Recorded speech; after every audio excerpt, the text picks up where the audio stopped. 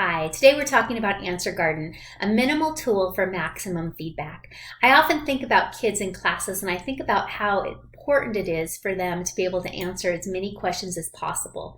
So I came up with this quote: it's important for children to answer as many questions as possible in class. Think of it like building a house. Each question is like a brick that contributes to the overall structure and foundation of the child's understanding and knowledge of the subject. Without each brick, the house is unstable and incomplete. Similarly, if a child is not able to answer every question in class, they may not have a grasp of the knowledge and the teacher isn't going to know it. And it's difficult as a teacher to get that feedback from every student. You might have 20, 25, even 30 kids, and it's difficult to do. But with this tool, AnswerGarden, this minimal feedback tool, you'll be able to gather student information very quickly, especially in a one-on-one classroom. And this is nice because it makes thinking visible.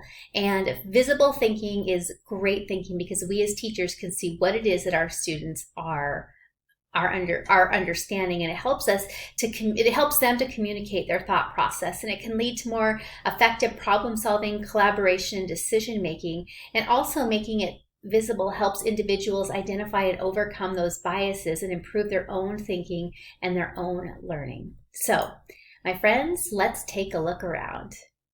Once you get inside AnswerGarden, you can see that it is very minimalistic. I'm going to just go down, and it says here, let's go and do an AnswerGarden demo. And this is a very quick and easy demo that'll just show us what AnswerGarden does. And I'm going to say AnswerGarden is minimalistic.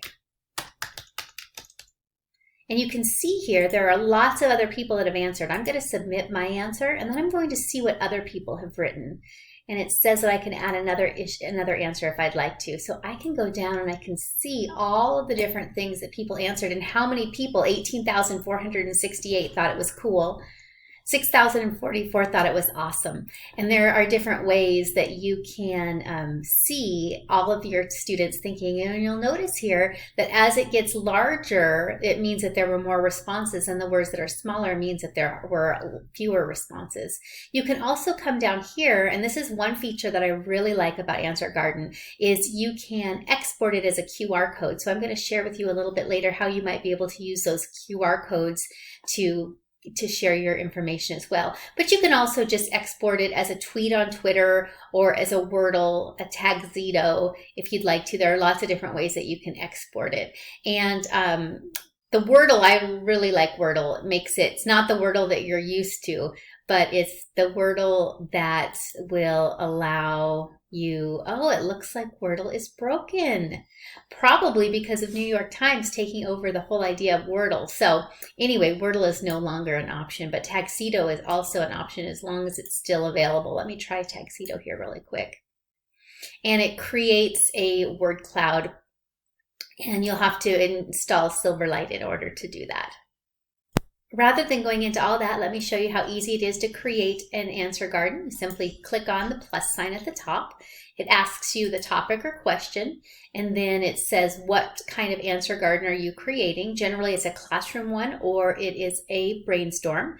Your students can give you 20 characters or 40 characters, and if you'd like to do a password, you can. You don't have to, and I generally don't do any of this other stuff.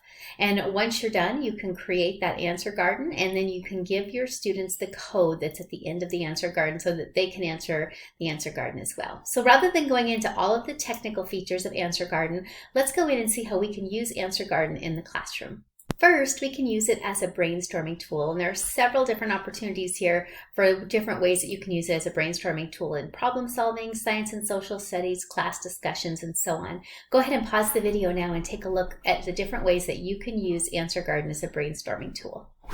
I'm big on collaboration, and I really like number 4 when it talks about group projects and using this tool for brainstorming to help students generate ideas and plan for group projects. So you can have small groups of students working together, and they can basically use it as an individual opportunity to brainstorm before they meet. And then once they get together, they can look at the ideas that came up and then begin to piggyback off of some of those ideas and come up with new ideas and new ideas for projects that they'd like to create. Another way that you can use AnswerGarden is as an assessment tool. Let's look at these 4 suggestions here. Quick polls, exit tickets, reflection, and breaking students into groups. Go ahead and take a look at these and then we'll talk about them.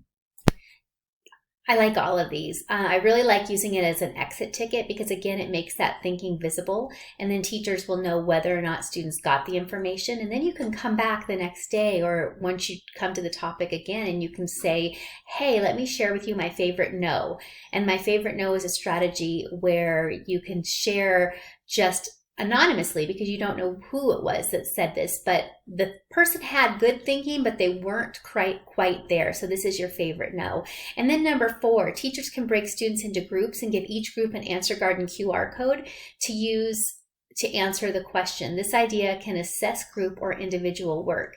And so you can put students together into groups, and that group will have its own QR code or its own export, and then they can share information just on their own QR code, export that code, and then share their thinking with you, again, making that thinking visible. And then finally, AnswerGarden can be used as a creativity tool. It's a versatile tool that can be used to encourage creativity, engagement, and critical thinking in the elementary school classroom. Take a moment now, pause this video, and take a look at these 4 ideas and think about how you might use them in your classroom. This is one that I really like, number 4. And in this one, what you do is you create a QR code in the back of your books, your student books. So you create the question and then you place that QR code just on a sticker or, those file folder stickers that you can create the QR codes in there, or you can tape it in. And then students, after they read a specific book, they can scan that QR code and they can type in one word or a short phrase that makes them think about that book. And then you're tracking that over time and they can see how other students have responded to that book as well, which makes it a lot of fun, especially over time. My friends, you have a mission. Your mission is to build AnswerGarden into your lesson plans, making sure that you've considered how you might use it as a brainstorming tool, an assessment tool, or a creativity tool, or all of those things put together. Think about how you might use those QR codes in the back of books. You can use them around your classroom and learning centers. There's all sorts of ways that you can use those QR codes to get the feedback that you need from your students, and sharing those QR codes across classes so different students can collaborate with different classes. And once they've done that collaboration on a specific idea, pull that data together and have each group look at that data and see if they can synthesize it and see if the groups synthesized it in a different way or a very similar way. And then finally to print those word clouds and put them around the classroom to trigger different ideas and different thinking in the future. I hope you enjoyed this video, and I'm excited to see how you use word clouds and this tool AnswerGarden in your classrooms.